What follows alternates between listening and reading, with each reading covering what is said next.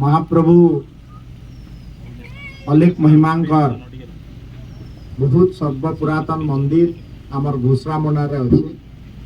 मोर पाखे जहाँ खबर जे 1947 मसीह ये मंदिर आरंभ होता। आज जहाँ मुझे देखली टे मंदिर जीर्णाजीर्ण अवस्था के पलि आसती। तो हेतिर लगी सरकार तरफ गोटे टीम भी आसिक इंजीनियर माने देखिक गले न आ निश्चित भाव में यहाँ आपण पाखे मोर प्रतिश्रुति रहा आगामी दिन में मंदिर के गोटे भव्य दिव्य करी फेर थे पुनर्निर्माण करवार लगे आम तरफ सरकार तरफ प्रयास करा।